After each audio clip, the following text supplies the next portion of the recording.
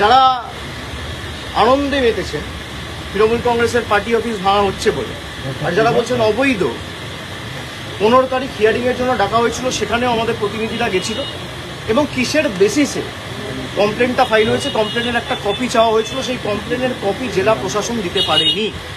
এই গত 15 তারিখের কথা বলছি, আজ থেকে 2 দিন আগে, আজকে 18 তারিখ। 2 দিনের মধ্যে একদম 1 তলা 2 তলা বুলডোজার দিয়ে প্রায় ভেঙে গুড়িয়ে দেওয়া হয়েছে।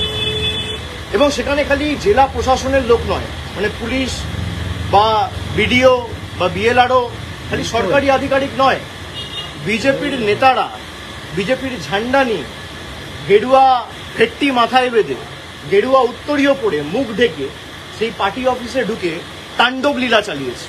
এই সব ভিডিও আমাদের কাছে রয়েছে। আমরা এক্ষুনি চিফ জাস্টিসের মহামান্য প্রধান বিচারপতি যিনি ওএসডি রয়েছেন তাকে একটি ইমেল পাঠিয়েছি, সমস্ত ভিডিও অ্যাটাচ করে হাইকোর্টের দৃষ্টি আকর্ষণ করে যত দ্রুত সম্ভব আমরা চেষ্টা করবো এই মামলা মেনশনিং করে শুনানি করার, এবং সুপ্রিম কোর্ট অব্দি আমরা যাব। ভিডিওয় যাদের দেখা গেছে তারা কেউ কিন্তু বাঁচবেন না, আইনের হাত অনেক দূর। যদি ভাবেন যে বিজেপির নেতারা আমাদের বাঁচাবে, আর যারা তৃণমূলের পার্টি অফিস ভাঙছে, আমি তাদের বলবো যে অনেক অত্যাচার তো করেছেন তৃণমূল কংগ্রেসের নেতাদের উপর, কর্মীদের উপর, পার্টি অফিস ভাঙা, গুড়িয়ে দেওয়া। যে ধারায়, যে আইনে আজকে পার্টি অফিসগুলো ভাঙা হয়েছে না, একই আইনে কিন্তু যখন আবার সরকার পাল্টাবে, বিজেপির একটা পার্টি অফিস বাংলায় থাকবে না। আমি হুঁশিয়ারি দিচ্ছি না, যে আইনে আপনি ভেঙেছেন একই আইন প্রযোজ্য করেই ভাঙা হবে।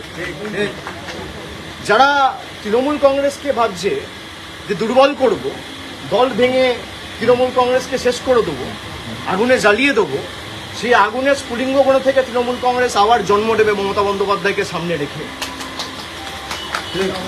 যারা প্রশাসনকে ব্যবহার করে মিথ্যে মামলায় কর্মীদের ফাঁসানোর চেষ্টা করছে, আমরা প্রায় 2 মাস ধরে এখানে মমতা ব্যানার্জির বাসভবনে এবং তৃণমূল কংগ্রেসের সেন্ট্রাল অফিসে রয়েছি। প্রায় 1000 জন কর্মীর বেল, অ্যান্টি বেল আমরা করিয়েছি, বিচার ব্যবস্থার দ্বারস্থ হয়েছে। যখন একটা কেস সাবজুডিস রয়েছে, একটা মামলা করা হয়েছে মে মাসের 7 তারিখ 8 তারিখ, আজকে জুলাই মাসের 18 তারিখ, আপনি সেই মামলা উপেক্ষা করে নিজের ক্ষমতা প্রদর্শন করতে গিয়ে, নিজের হাতে কত ক্ষমতা সেই দেখাতে গিয়ে বুলডোজার মডেল, ভোটের আগে ছিল অন্নপূর্ণা ভান্ডার আর ভোটের পরে বুলডোজার, এই হচ্ছে বিজেপির প্রকৃত স্বরূপ।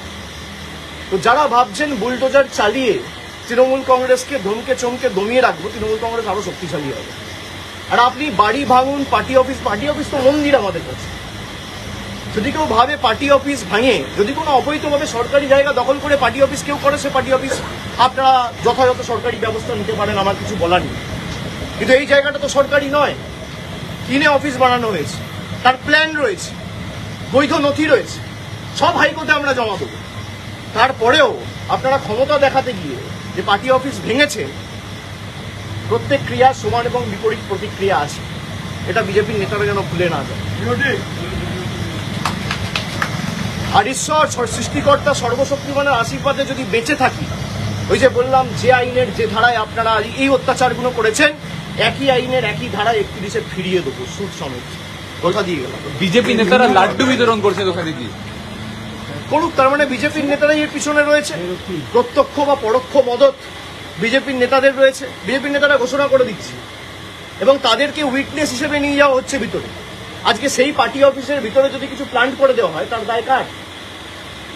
যিনি আমার বিরুদ্ধে ক্যান্ডিডেট হয়েছিলেন, 2বার লেজে গোবরে হেরেছে, তাকে উইটনেস হিসেবে বিজেপি নিয়ে গেছে। পার্টি অফিস যখন ভাঙা হচ্ছে, ভিতরে যখন মালপত্র নিয়ে আসা হচ্ছে, বিজেপির গেরুয়াধারী, গেরুয়া পতাকা, গেরুয়া উত্তরীয় পড়া গুন্ডারা মুখ ঢেকে, আপনারা তো দেখিয়েছেন, বেসিন, ফার্নিচার সব ভেঙে দেওয়া হচ্ছে, পৈতৃক সম্পত্তি এদের। আমরা বিচার ব্যবস্থার উপর আস্থাশীল আস্থা রেখেছি এবং আমরা হাইকোর্টের দৃষ্টি আকর্ষণ করে এই মামলা নিয়ে আগামী দিন হাইকোর্টে যাব, এবং যাদের ভিডিওতে দেখা গেছে হাইকোর্ট সুপ্রিম কোর্ট করে যত দূর যাওয়ার যাব, এদের ব্যবস্থা ঠিক করবো আইন। আপনি যার কথা বলছেন তিনি বলছেন সেখান থেকে নাকি বুথ দখলের ষড়যন্ত্র হতো। বুথ দখলের ষড়যন্ত্র হতো তৃণমূলের পার্টি অফিস থেকে। বিজেপির কোন বুথের এজেন্ট বুঝতে পারেনি, তার তালিকাটা দিতে বলুন না, স্ক্রুটিনির সময় সে তালিকা দিতে পারেনি কেন? 2024-এ যখন নির্বাচন হয়েছে, তার 2 দিন পরে স্ক্রুটিনি হয়, স্ক্রুটনিতে অভিযোগগুলো তোলেনি কেন?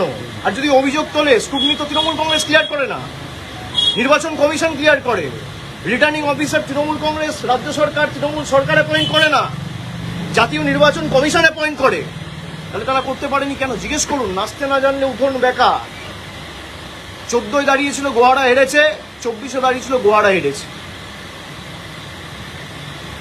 প্রতিহিংসার রাজনীতি। গোহারা হেরেছে বলে আজকে প্রতিশোধ নিতে নেমেছে। এর বিচার মানুষ করবে, চিন্তা করার কারণ নেই। আমার মানুষের উপর ভরসা, আস্থা রয়েছে। আমাদের ভিডিও ভালো লাগলে লাইক এবং শেয়ার করুন। কমেন্ট সেকশনে গিয়ে জানান আপনাদের মতামত। আরও ভিডিও পেতে আমাদের চ্যানেল সাবস্ক্রাইব করুন এবং প্রতি মুহূর্তে খবরের আপডেট পেতে প্রেস করুন বেল আইকন।